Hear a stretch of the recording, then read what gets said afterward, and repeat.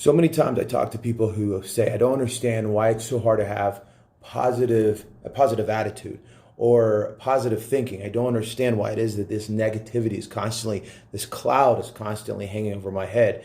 And as we take a look over this mind, body, and soul workshop with Grid for Life and talking about the mind portion of it, one of the things that I want to really drive home and I want you to understand and grasp is that most people do not understand that they have allowed 70% of their attitude, that 70% of their thought patterns, 70% of their actions to be negative. They're holding on to bitterness. They're holding on to anger. They're holding on to resentment.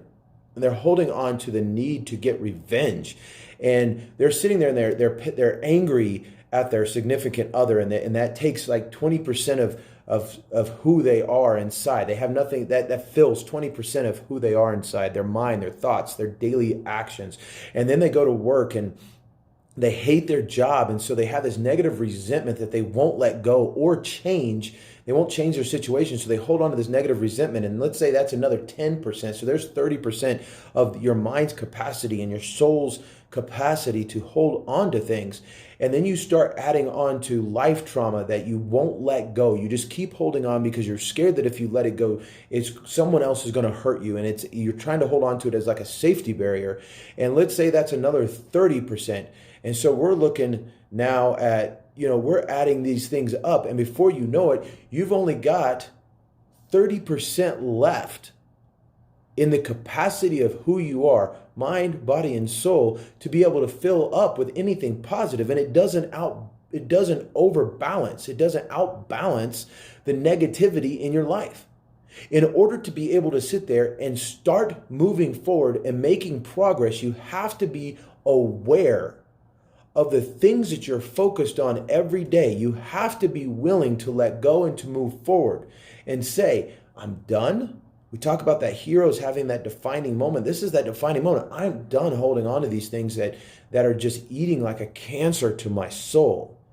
And what I want to do is I'm going to look at that person who has done me wrong and I'm going to forgive them. It doesn't mean I have to be involved in their life. It doesn't mean that they have to have a vital part of my life. It doesn't mean I have to like them.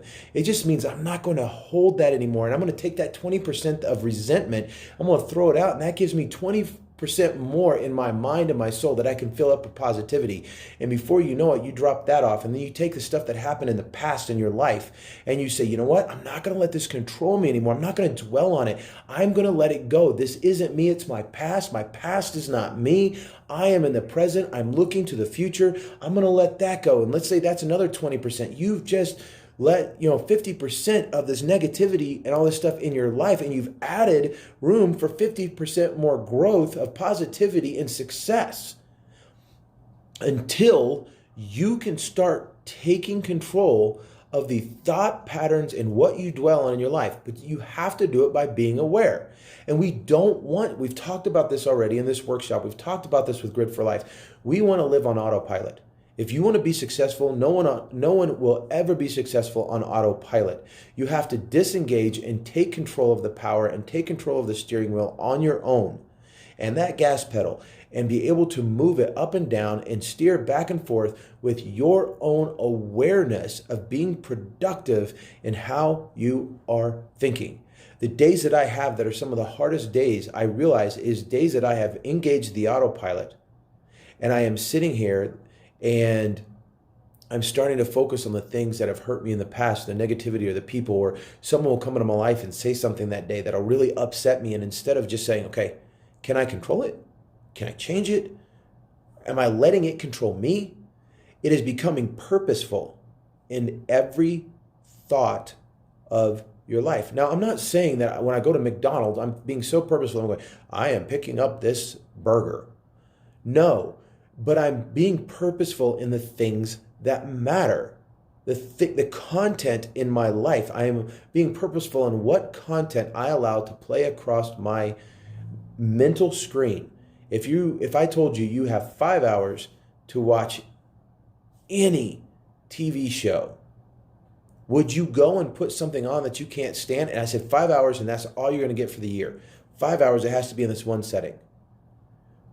What would you watch? But the thing about it is, we allow the content of the world to cross across the movie screen or the TV screen of our mind constantly, showing us things and allowing us to digest things that have no nutritional value to our success. How do we stop it? We understand I'm in control of my thought pattern and I need to be purposeful. So when you get up in the morning, what I want you to do is I want you to say, today I'm going to start a new pattern. I'm only going to worry about today. Maybe it's half a day. I'm only going to worry from now until noon. And I am going to make sure that I'm very aware of anything negative that comes across the screen of my mind. And I'm going to black it out. I'm going to say, nope, not mine. Not going to take root. I'm not going to watch this. No, I'm not going to listen to this because I am going to stay positive. I'm going to stay focused. Doesn't mean negative things aren't going to happen to you. It's how you treat those negative moments. Finding positive stuff in the negativity is so important. Recently, I had an opportunity where I was in an elevator. The elevator broke down. I was stuck in the elevator and excuse me. And I could have been upset. It's a negative moment. It's holding me back. It's stopping things. It's keeping things from happening. But I took a moment and said, okay, all right, I'm not going to let negativity set in. What can I do? I was in the elevator with someone else. I got to know that person. You may find that you have a flat tire. Well, and you could get upset about that flat tire and you can get angry at that flat tire, or you can find the positivity in it. Maybe by you getting a flat tire, you weren't further down the road when an accident happened. Maybe by you getting a flat tire, the person who comes and changes it, or the tow truck driver, the law enforcement officer, or whoever comes to talk to you about it, you have the opportunity to get to know them, and it is a doorway into something else that opens up for you. We have to be purposeful in the way that we think. What I want you to do is I want you to take a segment of your next day and say, today I'm going to start learning how to control my thoughts and then my reactions. And I want you to journal it down. I want you to write, okay, this was a negative thought, but this is what I did to counterbalance it. When we start those patterns, again, life doesn't change by happenstance. Life changes with purpose.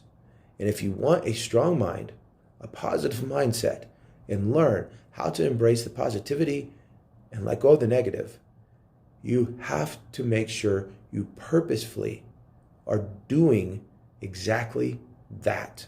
Because life and society has trained our mind to do the total opposite. It is easier to be negative. It is easier to be disgruntled. It is easier to be resentful. It is easier to want revenge. It's easier to not forgive. But if we can do all of those, then we can start training our mind. Our mind is like a muscle. Our mind is our best weapon of defense in life. And just like you wouldn't go into an MMA ring without training, you should not seek to go into life without training your mind. Be purposeful in your thought patterns today. Think about it. Let go of the negative. Embrace the positive. Find the positive in the dark. Find that light in the dark. Your response, your responsibility.